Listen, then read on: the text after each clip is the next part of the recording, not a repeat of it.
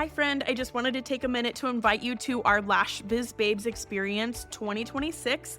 This is a one-day all online event happening on May 2nd, and our theme for the year is going all in. We are shaking things up and doing it differently than anyone ever has before. This is going to be an all online event as usual, but it's going to be 100% a curated journey throughout your day as we guide you through the mindset, strategy, and passion needed to go all in on your business to make it your best year in business yet. All lash artists, estheticians, and beauty professionals are invited to join us. There will be guided sessions, interactive workshops, a panel discussion, and big giveaways happening throughout that whole day. And tickets are on sale now for only $199. Payment plans are available. Let's go all in on our businesses for 2026 together. All the details and the link for tickets are down in the show notes below. I would love to have you join us online in May. Welcome to Lash Biz Babes, the podcast for solo beauty business owners who want to build a full clientele and create a business and life that they truly love. My name is Erica. I'm your host. I'm a lash artist turned beauty business coach, lash educator, and social media manager for salons and beauty businesses. I'm so happy that you're here. Let's go ahead and jump into today's episode.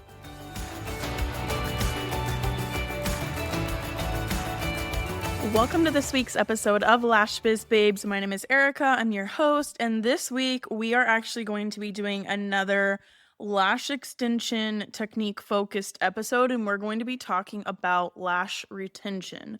So I wanted to start mixing these into the podcast because I know a majority of our listeners are lash artists and that you guys are wanting education on these things, wanting help with these things. So if you like these lash technique specific episodes, let me know on Instagram. Send me a message at XOEricaShram so that I can see what you guys like and don't like, if this is helpful for you. And if you do like them, I'm going to be doing some more of these going into the future. So today we're going to be talking about lash retention. I've taught lash trainings for several years now, and when I teach, these are basically the 13 things that I have them go back and troubleshoot when they're having retention issues. Now, I'm not going to say I'm like the retention queen of the industry, but these are 13 things that I have found for myself and for my students over the years that have been really beneficial in improving retention across the board. So we're going to jump into this together. If you guys ever have questions, feel free to reach out to me on Instagram. But essentially, there are two main factors that play into retention, which is how well you do your job applying the lash extensions and how well your client takes care of them. But that being said, a majority of lash retention issues actually stem from something that we as the lash artists are doing.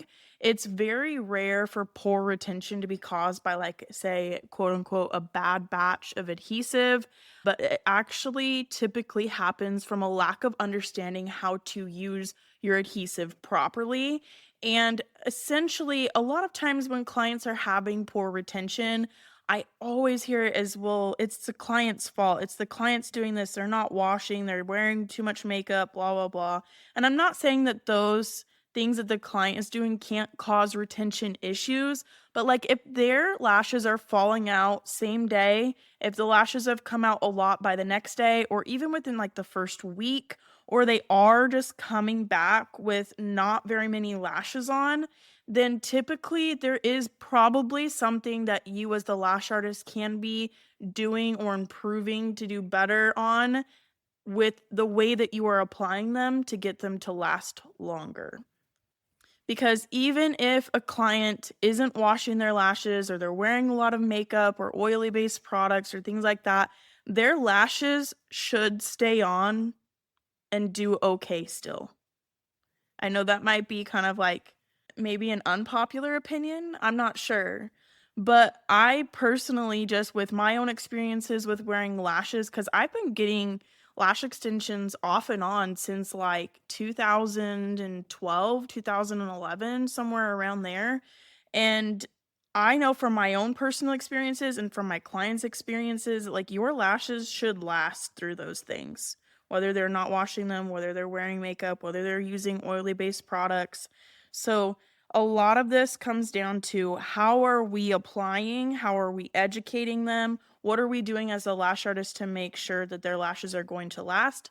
Now, there are things that they may be doing on their end, like not washing them after they cry. That 100% can cause retention issues. If they are like singeing them with heat or things like that, that can cause retention issues. So I'm not going to sit here and say like every retention problem out there is a lash artist application error, but I will say I believe, in my opinion, a majority of like retention issues can stem back to the way that you are applying, that we are applying as the lash artist, and also the way that you are educating your client or the lack of education that you're giving your client. Because at the end of the day, you are the professional. It is your job and it's on you to make sure that you are educating your clients on how to properly take care of their extensions. And if they are not doing that and you can tell, are you having that hard conversation with them to let them know that, hey, this is what I'm seeing. How is aftercare going at home? What do we need to change because this isn't what it should look like, right? That can be a kind of hard conversation to have if they're coming in with dirty lashes and you can tell that they're not washing them.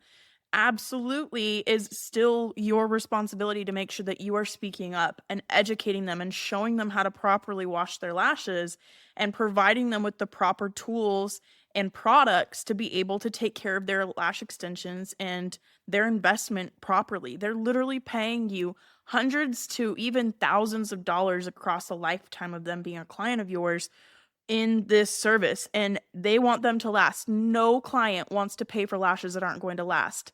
And I think this year, especially when we've seen all the negativity around lash extensions as a service, a lot of clients have bad feelings towards it because they've had poor experiences. So that is our opportunity to learn from the feedback we are seeing online and bring that into our practices and into our businesses to do better and become that go-to lash artist, because we do such a good job and we can get our clients lashes that actually last. No client out there wants to pay hundreds or even thousands of dollars for lashes that don't stay on. Point blank, period. They will not come back to you if the lashes aren't going to last. So it is your job as the professional to make sure you're providing them with the proper products to take care of them. You're providing them with the proper education to take care of them. And you're teaching them what they're supposed to be doing. Even if they are someone who has gotten lash extensions for years before, or they've had them with other lash artists previously, they are a new client to you. So you need to educate them and bring them up to your standards of being a client of yours. So making sure that they understand how to wash their lashes still and going over aftercare with them, even if they've had lash extensions before. Because how do you know that the last lash artist or any of the past lash artists that they've gone to have taught them how to properly take care of their extensions?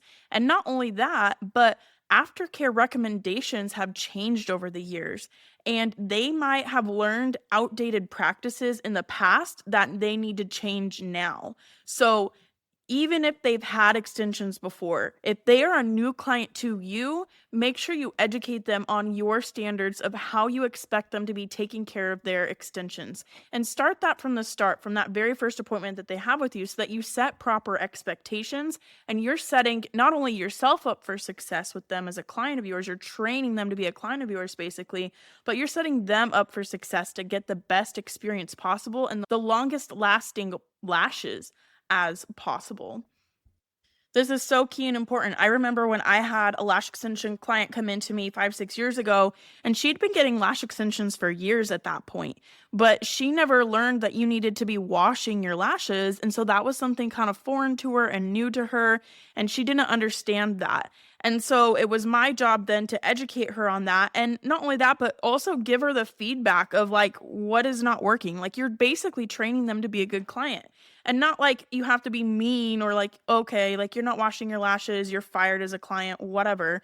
But just like, hey, here's what I'm seeing on my end. Here's a picture of it. Here's where this buildup is. And how's aftercare going? This is what you should be doing at home to take care of your extensions. And answer any questions that they have, things like that. Like, be checking in with them. You know, even if they've come in for a few different fills, just asking them, how's aftercare going? Did you have any questions on any of that? And I will also say aftercare, you obviously are probably explaining it to them during the appointment, during the service, and that is great and wonderful to educate them, but also send them home with like a written copy of aftercare instructions of what they should or shouldn't be doing and how to wash their lashes and take care of them. It is a lot of information to take in at that first appointment, especially if they haven't had lash extensions done before. It can kind of be a lot of info and it's a little overwhelming as a new client.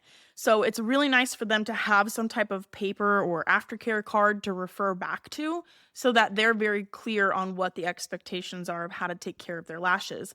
And not only that, but they just paid you hundreds of dollars for a lash extension service. They want their lashes to last. They want to take care of them and they want to, take care of that investment that they just made into themselves. They don't want them to fall out right away. So make sure you're offering that to them, have that written, printed, physical copy to send home with them, or at the very least, send them like a link to something digital for them to be able to refer back to if they need to, like text it to them or email them a link or the aftercare instructions. That way they have a physical or, visual copy of them. They're not just trying to remember it off the top of their heads.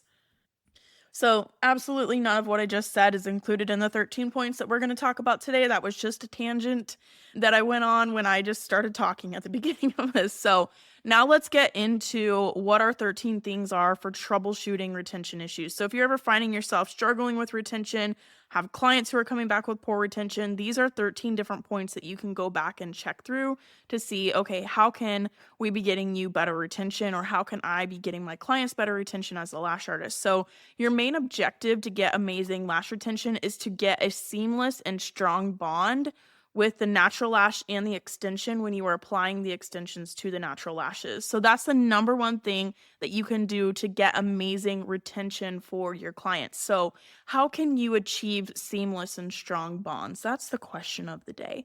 So number one, only apply to clean lashes. Lash extensions do not stick to dirty lashes. So if the lashes are dirty, even if it's not visibly dirty, there could be dirt or oil on the natural lashes that will prevent the adhesive from properly bonding to the natural lash. So your first step for any lash full set or fill is always going to be to wash the lashes with a lash shampoo that is specifically formulated and made for lash extensions. We're not doing like baby soap or any of the DIY things at home.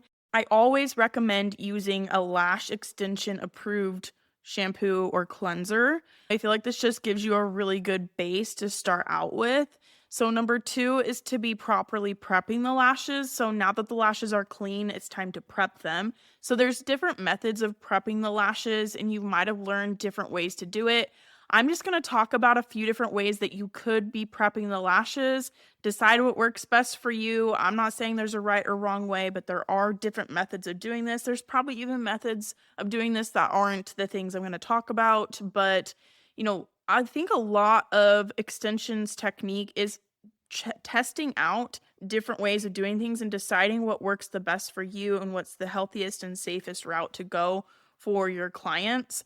Because if you're only following the set things that you've learned in trainings or in podcasts or online, you've got to like test it out for yourself and see what works the best. That's how we evolve as an industry, is people like testing the limits, trying out new things, and deciding what's actually working. Because sometimes things that you've learned in trainings can be outdated, or the education, the products, the knowledge evolves. So always be willing to like test things out, think outside of the box, just see what works the best for you and see what is like the modern standard of doing things, right?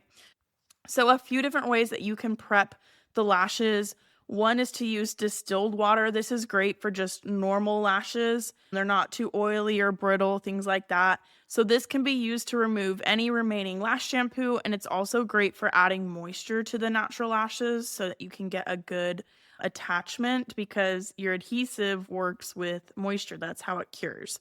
So distilled water is a good option. Primer. So this is great for clients who have oily skin or lashes, because primer removes moisture from the natural lashes. So I typically only recommend using primer for oily clients, as it's going to overstrip the natural lashes otherwise. I would only use the little tiny micro swabs with the little tiny like heads on the end top of them. The really small ones, right? The micro swabs.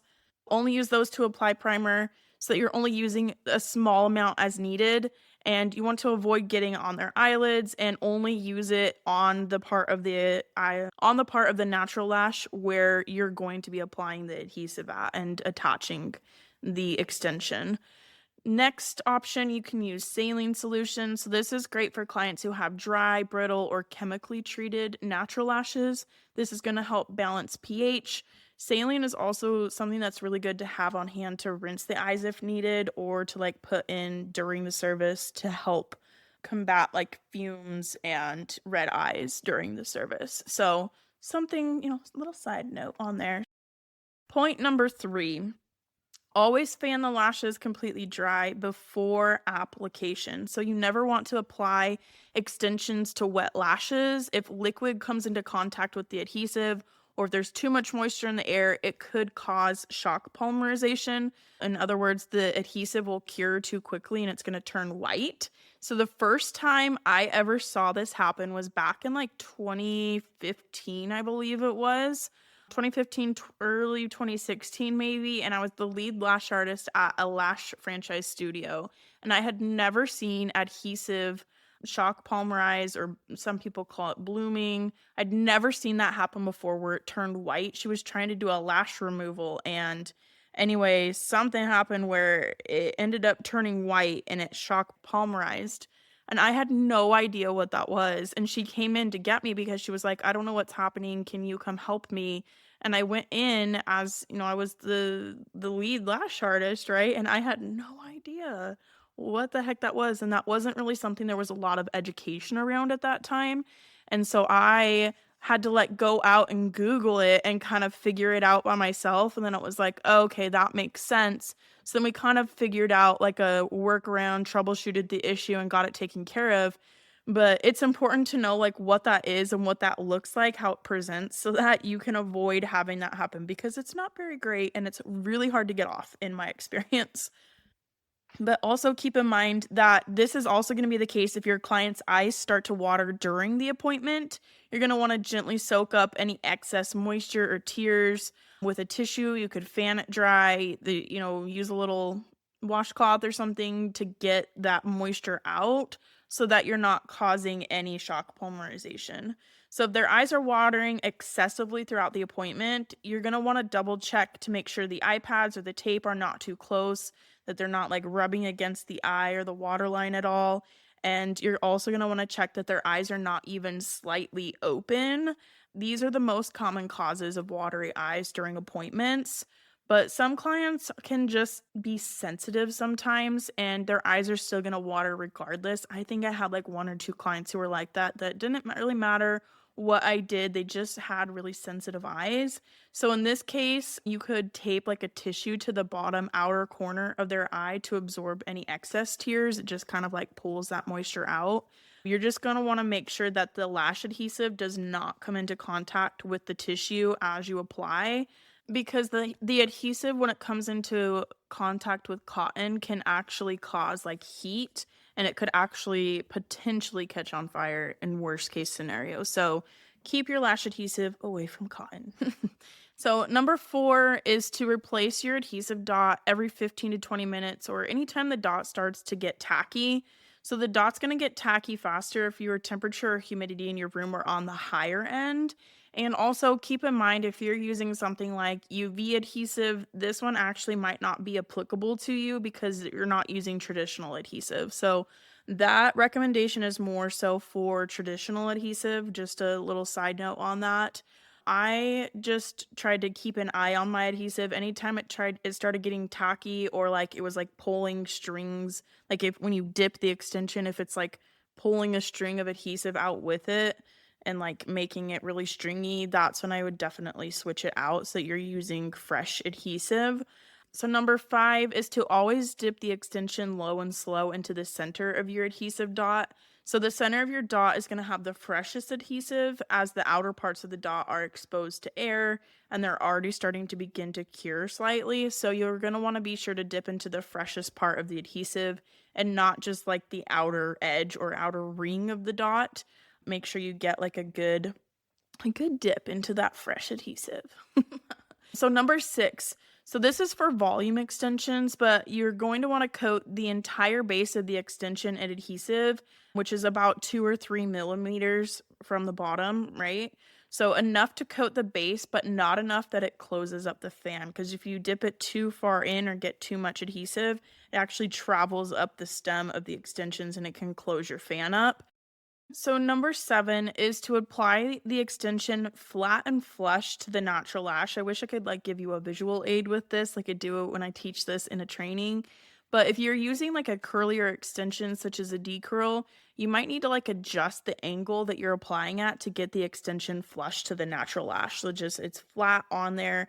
It's not angled, it's not hanging off, it doesn't have a gap in between at all. So this is going to help avoid any hanging bases or having it not fully attached to the natural lash, because then of course you're not going to get a strong and seamless bond. So you want it to be flat and flush. So just make sure to pay attention to that when you are using different curl types to ensure that it's actually getting a good attachment to the base of the natural lash. Number 8 is to ensure that you're using your adhesive correctly with proper temperature and humidity range. So again, if you're using like a UV light curing adhesive, some of these about the adhesives might not apply just because it's a little bit different for yours.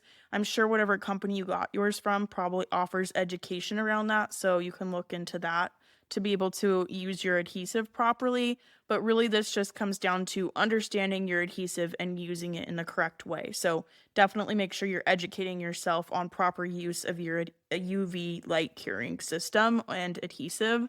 So, but for traditional adhesives, your temperature and your humidity mainly affects how fast or slow your adhesive is curing.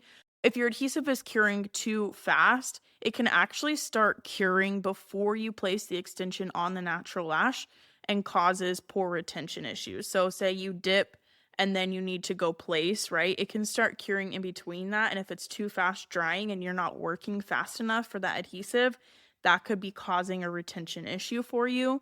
And also, if your adhesive is curing too slowly, this can actually make attachment difficult, and it also could cause extensions to stick together, and then you get stickies by the end of the service, right? So for this to make sure that you are going from dipping to placement immediately. So for me, this looks like I'm going to isolate, I'm going to pick up, dip, place, right? Or I could create my fan, isolate, dip, place. No matter how you do it, what order you do it in, you definitely want to make sure that you are going straight from dipping to placing. So there's not a lot of time in between so that you're getting the best attachment to the natural lash. Number 9, so you want to make sure you're using the correct amount of adhesive. So for classic lashes, this looks like 1 to 2 small beads of adhesive on the base of the extension. And with classic lashes, I always found that using a little bit more adhesive was better for retention, because when I used just a tiny little bit, like it would cause retention issues. But because you aren't risking closing up the fan, you can use a little bit more. And then it also gives you more attachment points when you do have a little bit more adhesive on the classic lash.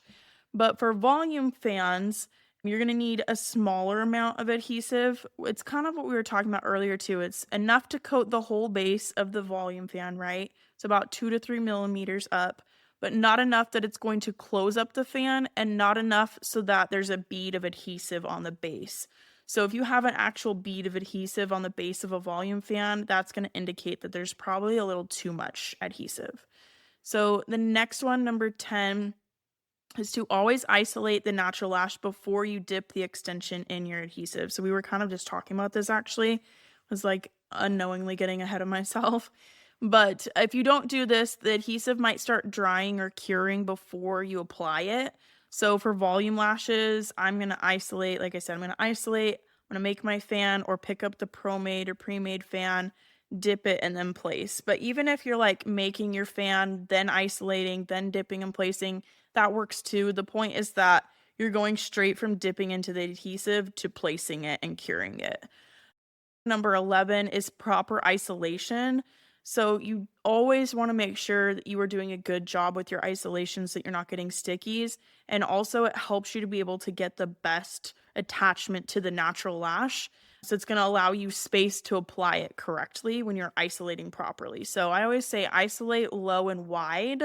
So as long as the lash that you're applying to is not touching any other natural lashes around it, and there aren't any super close to it, then you are good to apply it. If anything is crossing behind it or in front of it or too super close to it, it's going to stick together.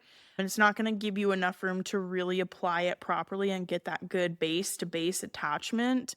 You might need to hold the isolation for an extra second after placement of the extension to make sure that it doesn't stick to any of the other lashes around it. Again, UV system might be a little different than that because you're going to be able to cure it instantly versus having to like give it a second. Take this advice for what you will and, apply it to your system type or adhesive type that you're using. Next one, number 12.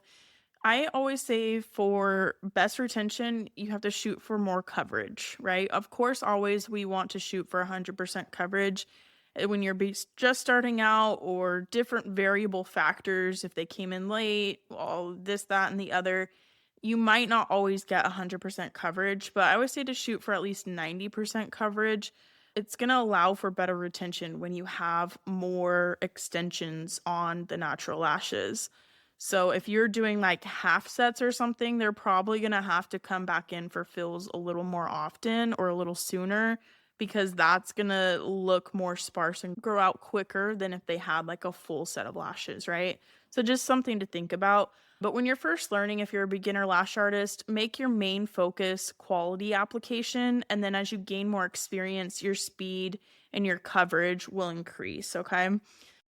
The last one, number 13, is so for volume fans, you're going to get the best bond by placing them according to their base type. So there are different base types. I wish I could show you visuals of these, but I will try and explain them the best that I can just here on the podcast. So you have boxy bases. These are really best used to achieve a dark lash line, but they don't have the best retention. But this base type is just basically like, it's like each one of the extensions is just at like a flat line at the bottom. It looks like a little box basically. So this base type is best placed on the top or the bottom of the natural lash because that's how it's going to get the best attachment, okay? The next one is a needlepoint base. So needlepoint bases are essentially boxy bases on its side. So these are mainly used for true Russian volume sets, or if you use like the pinch technique or you pro make or crystallize your fans, these will typically end up with needlepoint bases as well. So this base type can be placed on the sides of the natural lash for the best attachment. The next one is a bundled base. So bundled bases can wrap or encase the natural lash. So this is the best base type to use because it's going to have the most connection points with the natural lashes, and it's going to give that best retention because of that, because it has so many attachment points and it's so, it's like wrapping around the base of the extension, or sorry, the base of the natural lash, right? So this base type can be placed anywhere on the natural lash, whether that's the top, the sides, or the bottom of the natural lashes. Something to just take into consideration: what base types are you getting from your volume fans when you're hand making them, and where's the best spot to place that on the natural lash so that you get the most attachment points as possible, because that's going to help you get the best retention as possible. A few things to think about now that we've gotten through those 13 points is that if the extensions are popping off when you brush them during the service, this means that either the extensions were not bonded well or flush to the natural lash. So say it had a hanging base, so when you went to brush through it, it popped the extension off, right? Or not enough adhesive was used. Maybe you just didn't use quite enough, so it popped right off. Or the last thing is that the adhesive started to cure or dry before you applied it to the natural lash. So those are a few things to think about. I had a couple clients like that in my early days where it was like I would brush through the extensions and it just felt like they were all coming off. and it came back to these issues. Was either not using enough adhesive, or because of my isolation dip place pattern was off and it was curing before I could actually apply it.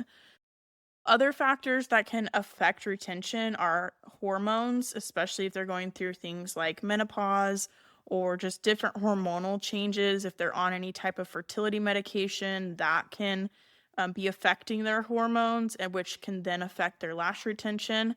Other things, pregnancy, obviously, there's pregnancy hormones, medications, allergies, and age. So, things like pregnancy, fertility treatments, and hormone changes, this can cause the natural lash growth cycle to change.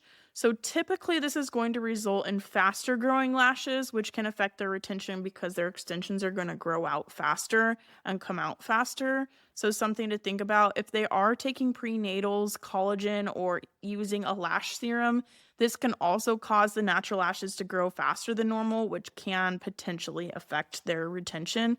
So in instances like these, they'll just need to come in for regular fills or stay on top of their lash maintenance and just make sure they're coming in at the appropriate time.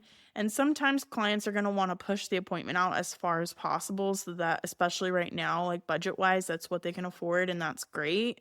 But if they need to be coming in sooner, like, just let them know that and educate them on that and why, and let them know what you're seeing to make sure that they are coming in with the appropriate amount of extensions left on for a fill, and they don't need like a full set by the time they come back. So if you've exhausted all of the other poor retention possibilities, but you're still having issues with the client, this is when I personally would consider medications that they're taking as being a possible culprit for it. Because once the adhesive is cured, it essentially becomes a tiny piece of plastic, and plastic is pretty hard to break. So when you're ensuring you create this strong bond, it's going to help you achieve really great lash retention. And also, because of this, like, oil-based products shouldn't be causing retention issues unless the attachment isn't great from the start, because oil doesn't break down plastic. So that's kind of like a debunked myth at this point. It's like an old aftercare recommendation to make sure they're not using oil-based products. Now, if they are using oil-based products and like makeup and stuff, and you're not washing and prepping properly before you apply, that could potentially affect their retention, but that also would still not be a client issue. That would come back to your technique on how you're applying, because you're not properly washing and prepping the lashes ahead of time. Because the oil on lashes can definitely disrupt a proper seamless attachment to the natural lash, but that's still on you to just make sure you're washing and prepping properly first, versus them not using oil-based products at all. Hopefully that makes sense. So there are products out there that can aid in retention, whether that's nano misting or sealants, bonders, things like that. But in my opinion, I don't feel like there's any one product or even one adhesive that's going to give you the best, most amazing retention. It's going to come down to having proper technique and proper adhesive use. So you basically understanding your adhesive and how it works scientifically, and making sure that you're using your adhesive properly, and then also proper technique by being able to get those strong seamless bonds to the natural lash. That's the core part of this. No matter what products you're using, what tweezers you're using, what adhesive you're using, if you're using a UV light curing system or not, it all comes down to understanding what you're using and having good technique to get your clients the best retention as possible. So I hope this episode was helpful for you. If you did find it helpful, I would love for you to screenshot it and share it on your Instagram stories and tag me. So A, I can see that you listened, and B, so we can help reach other lash artists who maybe need some help with retention. Just to kind of wrap things up, retention is something that all of us, like, retention issues is something that we all deal with at some point in our careers as lash artists. And you're going to face retention struggles over time. Like, sometimes you just might have worse retention than others, and it is can be a really big struggle. And I promise you, every lash artist out there, even the ones you look up to who are on Instagram doing the best sets, all the influencers, all the big names, all the big trainers, all the big brands, all of them have all had poor retention at one point or another. So don't make yourself feel bad, and don't beat yourself up If you are experiencing retention issues, or if you have experienced them, or if you're struggling with that, it's so common. But it just comes back to, okay, we're having this struggle. What do we need to change and fix and adjust? And how can we make this better for our clients? So you're using good quality products, good quality tweezers, lashes, adhesive. You're making sure to understand how to use those products, and then you're investing in yourself and your knowledge, your education, your technique, and you're practicing. Honestly, I feel like practice is going to be the number one thing that's going to make you the best lash artist out there. Whether you're just practicing your isolation with someone at home, a kid of yours, a partner of yours, a sibling, family member, friend, and you're not even applying lashes on them, you can still practice your isolation. You can practice on mannequins, practice your fanning, any part, not even just with retention of lashes. It comes down to practicing. That's how I feel like I finally learned and got the hang of volume fans, was just sitting and practicing fanning for 20 minutes a day every day. And like I would remember there was nights where like my baby wasn't sleeping and he wanted to get up and play, and I was just like, okay, we'll go let him play for half an hour and I'll just practice fanning, and then we'll try again and let him go back to bed if he'll go to sleep. So it's just practice, practice, practice, educate yourself, invest in yourself, take continuing education and courses. There are literally retention specific workshops and online courses now. Many different brands do them, a lot of different educators do them. This is how I learned retention really well, was by taking a retention specific course. And the person I took it from actually is out of the industry now. She doesn't offer it anymore, but I still feel like it was such like a great course for me. And I even took that like good 5-6 years into my lash career, and I was like, oh yeah, this is so great. I feel like I'm learning so many things. But I do think just continuing education in general is important as lash artists, because our products and our techniques and everything is continually evolving and changing. Like, we are still a newer industry compared to, say, the nail or hair industries who've been around for hundreds of years, right? Lash extensions, in the traditional sense of lash extensions of how we know them today, have only been in the United States for since early 2000s. So it really truly is a newer industry. We are still a baby industry. We're growing, we're evolving, our products are getting better every year.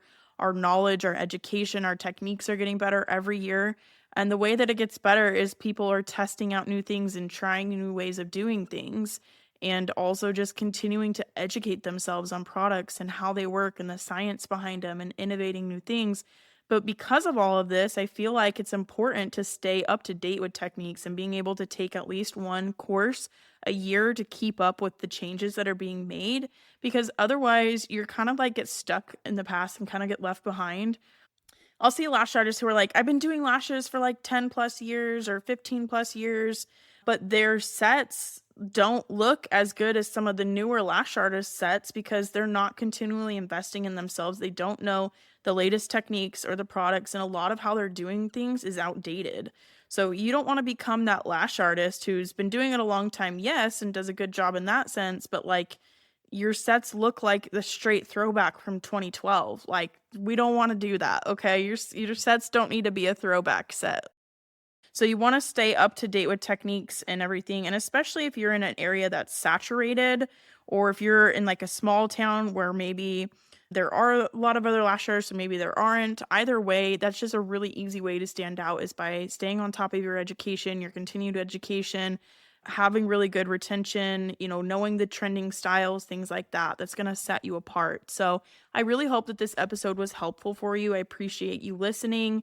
Definitely make sure you're subscribed wherever you listen to podcasts too, so that you'll get notified when new episodes go live every Tuesday. Hope you guys have a wonderful week. Thank you so much for listening, and I'll talk to you again next week.